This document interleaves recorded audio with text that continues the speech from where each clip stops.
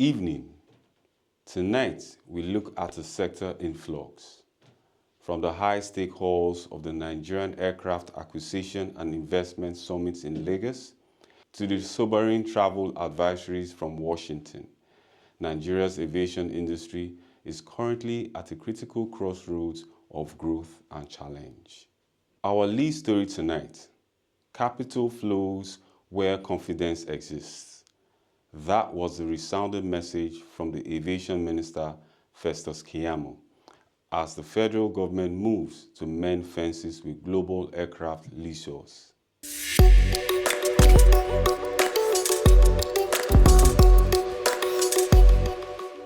At the Nigerian Aircraft Acquisition and Investment Summit, the theme was clear: trust is the new currency. Minister Festus Keyamo emphasized that the intersection of capital, confidence, and capacity is where Nigeria's future fleet resides. He claims the country has finally rebuilt the lost confidence that once kept global lessors at arm's length.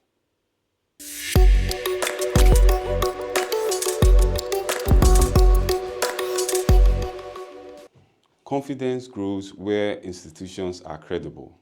We are showing the world that Nigeria is serious about capability building and contract enforcement. Support for this vision is coming from high places.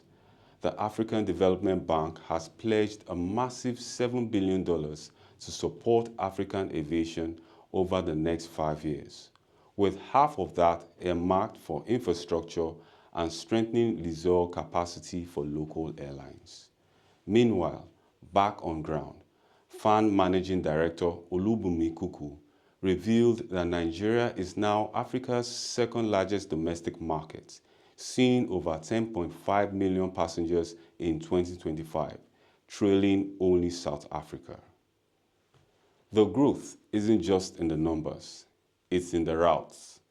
Airpeace CEO Allen Oyema has confirmed airline will launch flights to London's Gatwick and Heathrow from the newly commissioned Gateway International Airport in Ogun State this summer. This is one of the best equipped airports in sub-Saharan Africa. We will be deploying our Boeing 777s to connect Ogun State to the world. But it's not all clear skies. While the government looks forward, the ghosts of the past continue to haunt the industry. The rough ending of Nigerian Airways has claimed another life.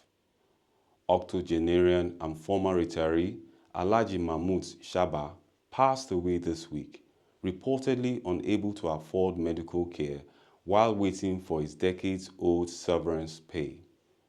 Advocacy groups claim 75% of the 600 retirees who had died since the airline's liquidation might have survived had their entitlements been paid on time.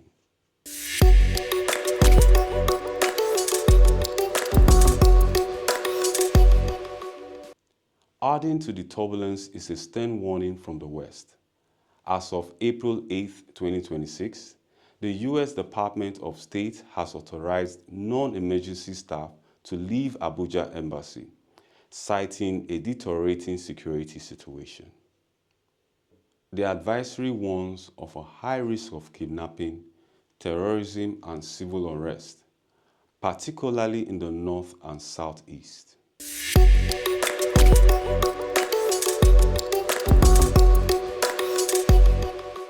Despite these headwinds, the next generation of aviators is looking for a spark.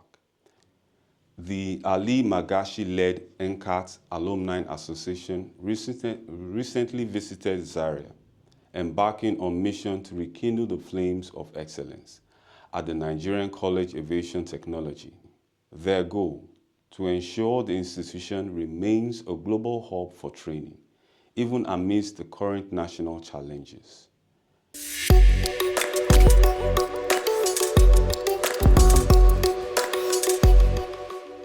A sector booming in passenger numbers but battling legacy debt and security fears.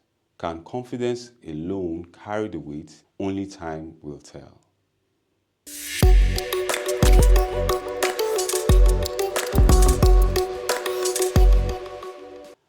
The Director of Public Affairs and Consumer Protection at the Nigerian Civil Aviation Authority, Michael Echimogu, has been honored with the Vanguard of Good Leadership and Epitome of Hope Award.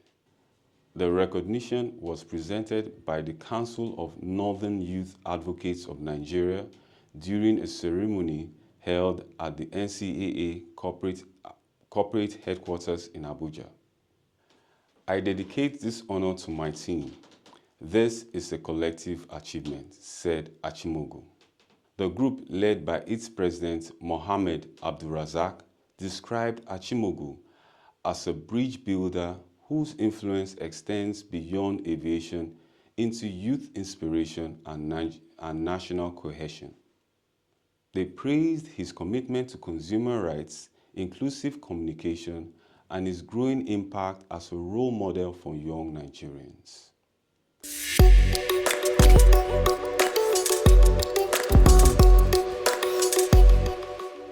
Meanwhile, efforts to strengthen institutional performance across aviation agencies are gaining momentum. The Permanent Secretary of the Federal Ministry of Aviation and Aerospace Development, Mahood Adam Gambari, has begun a strategic familiarization tour of key aviation agencies.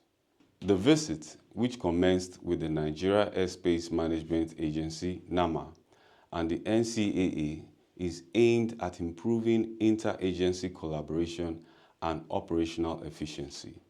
Kambari commended the Managing Director of NAMA, Farouk Ahmed Umar, and the NCAA's Director General, Chris Najomo, describing them as seasoned professionals driving sectorial growth.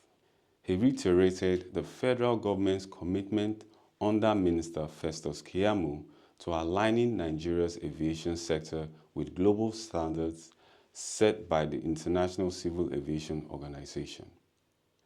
Still on aviation, industry experts are now calling for stronger policies to unlock Nigeria's tourism potentials.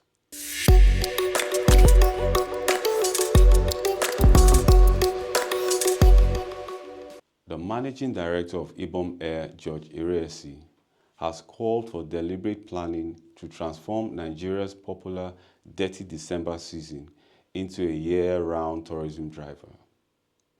Speaking at the conference organized by Nigeria 7 Wonders, where strategic investment turned a seasonal tourism market into a global destination, he identified poor airport experience as a major obstacle to Nigeria's tourism growth, noting that the first impressions at the entry points often discourage international visitors. If we get the experience right, visitors will return and bring others. Uriesi stressed that while Nigeria's tourism boom has grown organically, it lacks the structure needed for sustainability. He also disclosed plans to expand Ibom's air fleet over the next 2 years to boost capacity and competitiveness. Industry watchers say that with improved infrastructure, stronger policies, and continued leadership reforms, Nigeria's aviation sector could play a pivotal role in driving economic growth and global connectivity. And that's the latest on AT&T 360 Dateline. I'm Rike Funofe. Stay with us.